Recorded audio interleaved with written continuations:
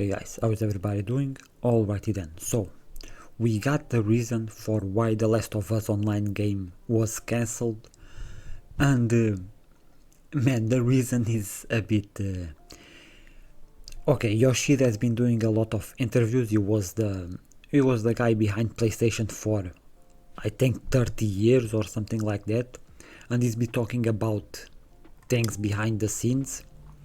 And he talked about The Last of Us Online, as he says here that he played it and it was great. But if it was great, why do they cancel it? And he talks about this.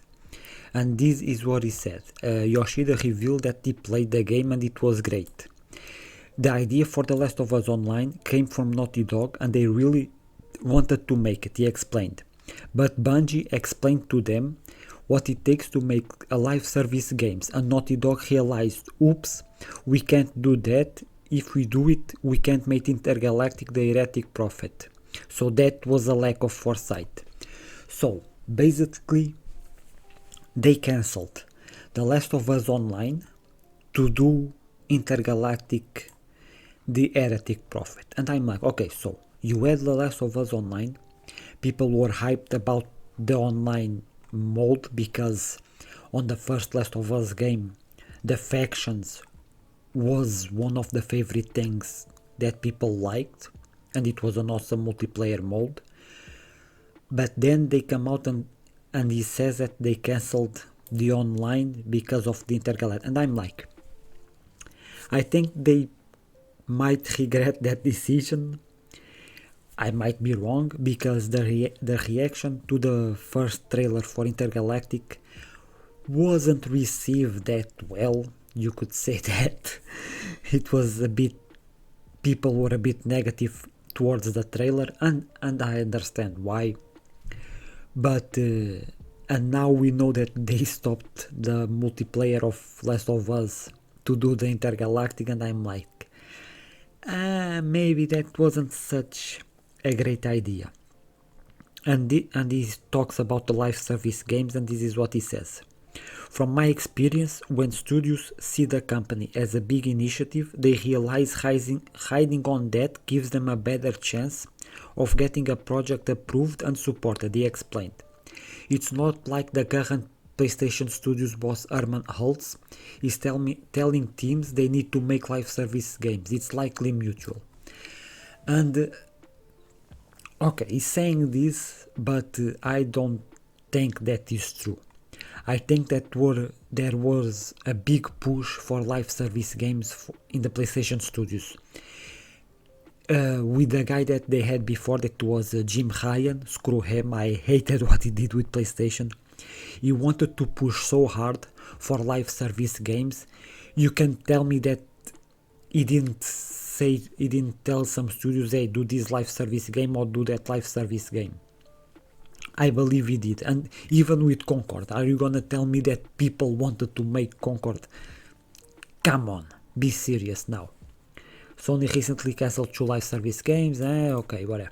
And the other thing I find fun is that Naughty Dog stopped The Last of Us Online after receiving advice from Bungie, and I'm like, Bungie is not in a very good place right now because they had Destiny 2 and I played Destiny for a long time and I enjoyed it, but they started to do some weird things with the game, and if I'm not mistaken, the game has been in a downfall for quite some time. If I'm not mistaken, let me see how many players still play Destiny.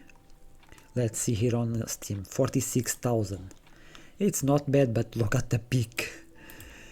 Damn, that was a great peak. But it still has 56,000, is still, and 46 right now.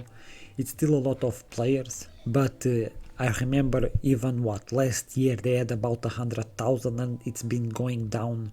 If I come here 1 year, yeah, look at this, 1 year ago, and it kind of got a bump here, but yeah, things haven't been great for Destiny, so getting advice for them might not have been a good idea, but I still wish they did The Last of Us. They could have put a smaller team aside working on the.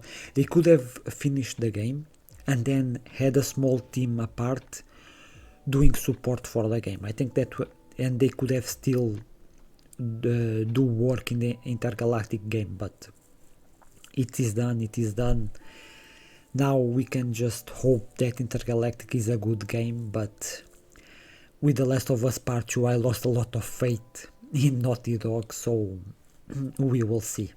And just another small news aside, that Marvel Spider-Man 2 performance on PC has not been amazing, and yeah, I saw this, that it's one of the worst performance PlayStation games on Steam in release, because it only went into, yeah, Spidey average around 13,000 players, which is not that good.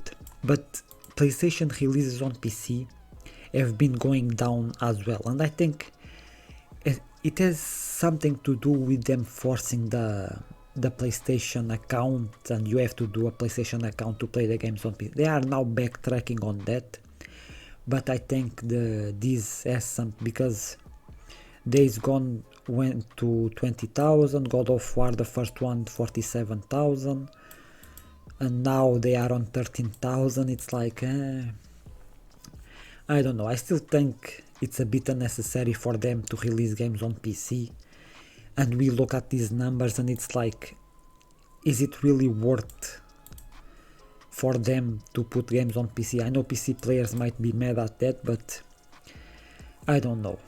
I think that PlayStation needs these games exclusive more than PC needs them there, but I know having the games on multiple platforms is always better, but I don't know, I might be wrong here.